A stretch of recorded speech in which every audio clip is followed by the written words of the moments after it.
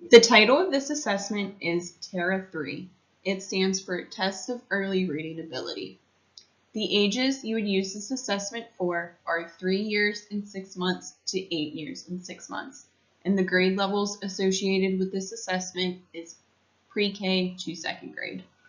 TERA 3 is a reading assessment used to assess meaning of print, knowledge of the alphabet, and convention of written language.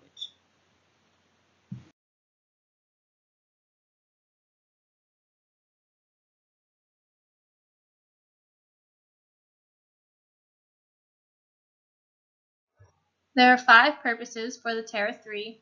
They are to identify children who are below reading level and may need early intervention, identify strengths and weaknesses of a child, to document a child's progress as a consequence of early reading interventions, serve as a measurement and research study in reading development in young children, and to accompany other assessment techniques. We will be showing you how a part of the assessment would be administered. We will be using Form A of the test. The first step is to fill out the first section, which includes details about the child, the date the test is given, and the examiner's name and their title. Next, you would give the test to the student using the picture book.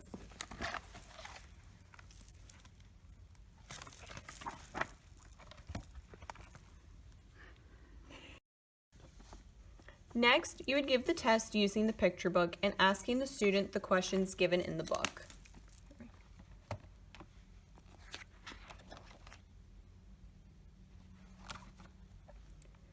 Now, we are going to show how the test would be administered using questions from the alphabet subtest.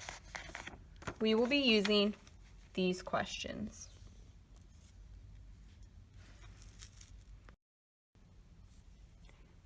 Can you tell me what letter this is?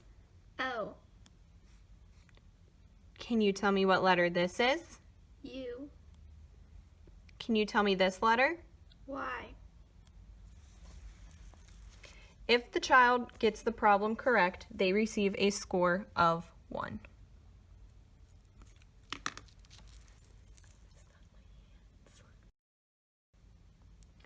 What is the first letter in apple? Can you point to it for me?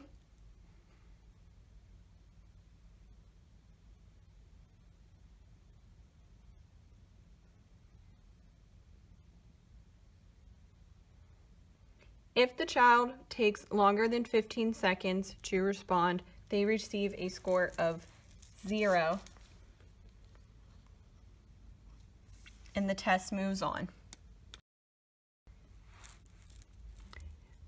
Show me the word exit.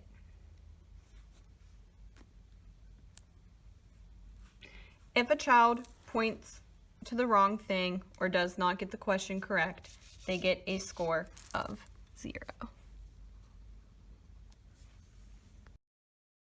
Now we are going to explain how the scoring would work. For this example, we are using a 5-year-old student who received a Ross score of 12 in the alphabet subtest. This means he would be in the 63rd percentile and have a standard score of 11. To determine the reading quotient and percentile, you would add the Ross scores of the 3 subtests.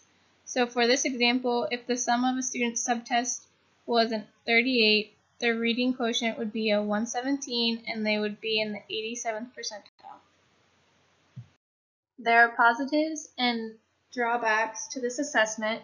Positive attributes include it is not a timed assessment, therefore the length of the test and breaks during the test are made to be age appropriate, and it helps identify students who may need early intervention. Some drawbacks include that there are no adaptations for English language learning students.